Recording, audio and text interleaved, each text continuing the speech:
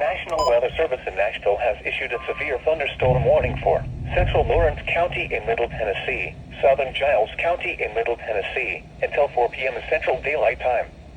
At 3:15 p.m. Central Daylight Time, a severe thunderstorm was located over Lawrenceburg, moving southeast at 30 miles per hour. Hazard, 60 miles per hour wind gusts and quarter-size hail. Source, radar indicated.